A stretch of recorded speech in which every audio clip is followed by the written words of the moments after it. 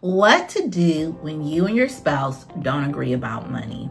Hey everyone, it's Monica and welcome back. Today we're going to talk about something almost every couple experiences at some point. What to do when you and your spouse don't agree about money. Maybe one of you wants to save and the other wants to spend. Maybe one of you is focused on debt while the other just wants to enjoy life a little bit more. Money disagreements can feel deeply personal, emotional, and sometimes even hopeless. But disagreements does not mean your relationship is broken. Before we get into solutions, there's something important we need to talk about first. And this is just an important disclaimer that I want to put out there. This video is not for you if you are experiencing any type of financial abuse. Now, financial abuse is when a partner uses money to control or harm you. This can look like controlling all your bank accounts or your financial access, monitoring or restricting your spending,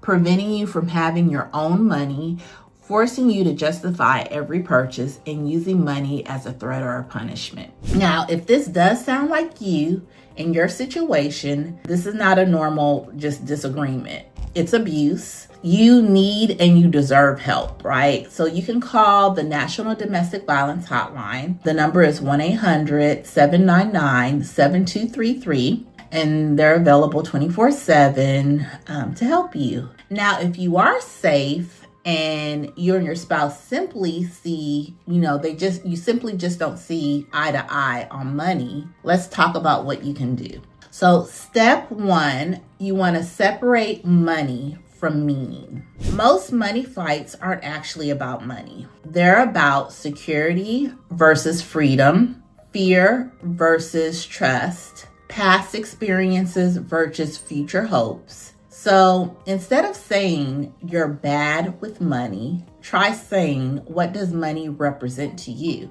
This one shift can turn an argument into a conversation. So you just having that simple shift when you talk to your partner and saying, hey, what does money mean to you in a simple conversation, and understanding what money means to your partner can be a game changer. The second step is stop trying to win.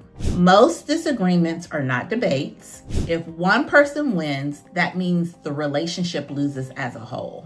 The goal is not to convince your spouse to speak like you. The goal is to build a system that respects both of you. Right now, unity is more important than being right. It's very important that you and your spouse are unified. It doesn't mean that you always agree. It just means that we're working as a team. Step 3, create one shared goal list. This right here, out of all the things I say, I think it's the most impactful and it's the most practical, right? You want to sit down together and create one shared list of what you want your money to do for your relationship. So examples of this could be like, we want to reduce stress around money. We want to build trust. We want to feel secure. We want to enjoy life while planning responsibly. We want to stop fighting about finances. So it might be like a global feelings like, this is what I want our money to make our relationship feel like. So you're going to make the list, and that's going to become your filter. Every decision should support these shared goals or feelings. So if we're making a decision, say we have reduced stress around money, and we're making a decision, that decision should support the way the money makes our relationship feel, right? If we have a budget, we've agreed, and we'll talk about this later, right? But we've agreed that, okay, we're only taking 2 vacations a year. What a blessing if you can take 2. What a blessing if you can take 1. But let's say we're only taking 2 vacations this year, and these are the budget, right? And then an opportunity comes up to take this extravagant vacation, to Maui somewhere. And you're very excited about taking this vacation. Will this extra expense reduce stress around money in our relationship, or will it increase it? And once you have this list, that's going to kind of be your navigation tool, right? If, oh my goodness, we've already taken our 2 trips for the year and we still have money left over to take this extra trip, then it's not going to cause your stress level in the relationship to go up because it's there.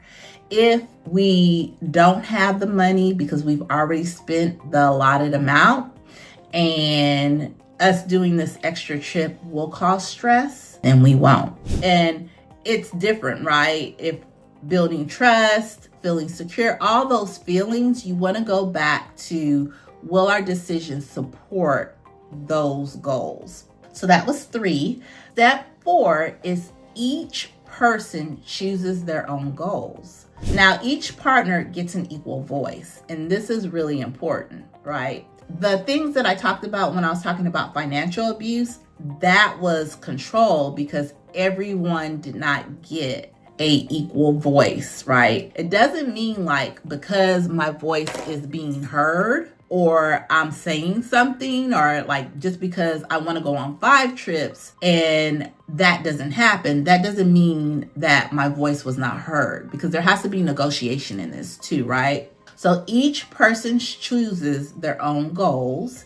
That means everyone gets an equal voice. Each person chooses one short-term goal and one long-term goal. Now, a short-term goal is going to be from 3 to 6 months. And a long-term goal usually can be anywhere between 12 months to maybe even 5 years. It really depends on what it is. And a lot of times, if you have a goal that's overreaching 5 months, you may have bullet point goals underneath that you're working towards and you're checking off. In later videos, I'll kind of go through how to make short and long-term goals. I usually suggest this at the beginning of the year, right? And you do it quarterly. So I like that short-term goals usually fall in quarters, which is every 3 months.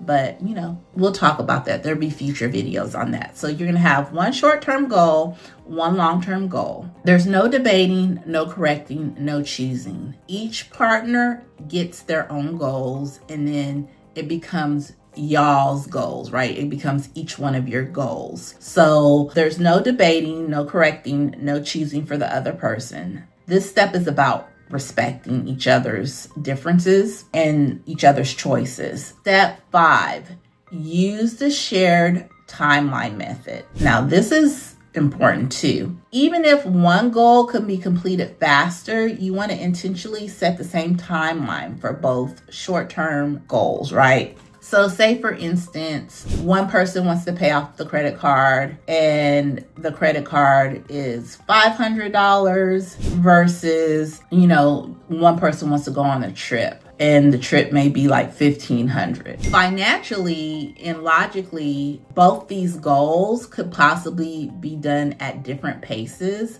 but the key here is you want to move in unity. So one of the strategies I often teach couples is that you're going to have the timing be equal, right? So the $500 goal, even if you could pay it off in 2 months and it may take longer for the $1,500 goal, you're going to divide. The amounts may be different, but the goal will be completed at the same time. This is important for couples who have conflict and have issues working together. It may not be mathematically what needs to happen, but it's more like a snowbally technique type of situation, right? And the reason I suggest it is not because I'm worried about the mathematical calculations part of it, because if that's all we were worried about, you guys wouldn't be watching this. We're trying to build unity, and we're trying to build pacing, and we're trying to build intimacy, right, around our money.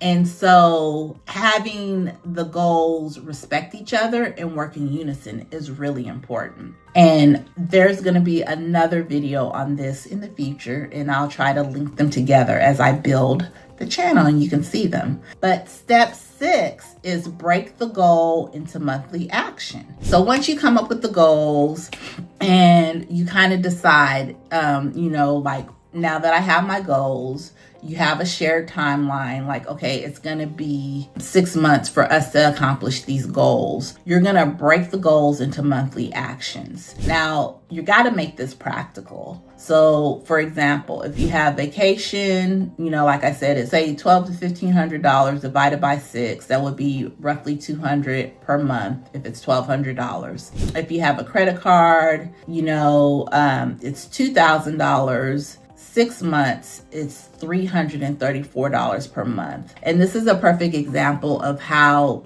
one payment may be $200, one payment may be $334 per month, 2 different payments, but the timeline is the same. So you're no longer arguing, you're just executing a plan that you built, right? So once you decide what the shared timeline is going to be, you're going to break that down to a monthly action plan. And then step 7 is you're going to decide where the money comes from. Together, you're going to decide this. What income fund, which goals this comes from, what bonuses, what refunds, or side income will be used, what expenses may be adjusted temporarily.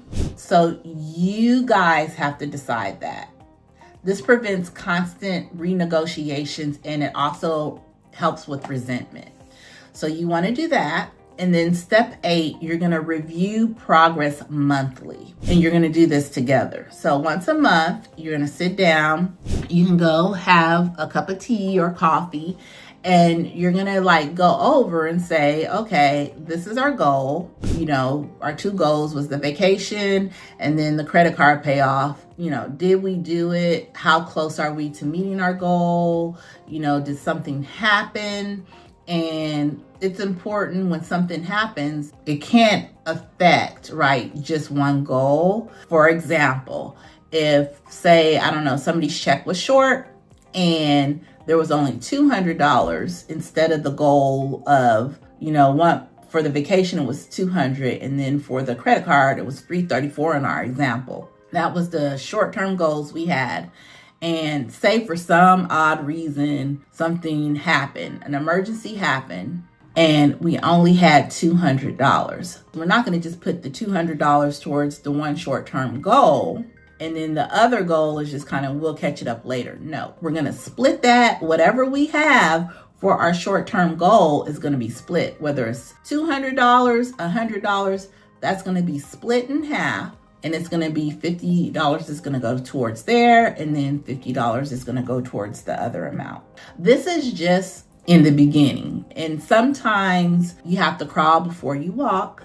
So sometimes you have to have some rules and some regulations around certain things in order to honor each other and respect each other's values and beliefs. So you're going to review the progress monthly together, and hopefully there won't be any hiccups and y'all are like, perfect, everything's going well. Step 9, you're going to repeat the process. So when the timeline ends and you revisit your shared goal list, you're going to go to the next short-term goal and you're going to keep plugging away. The goal is that at the end of all of this, you both will get things that you want, you'll learn how to support each other, and you'll realize that you're in this together. So I hope that was helpful. You can comment or subscribe, and I look forward to seeing you in the next video. Take care.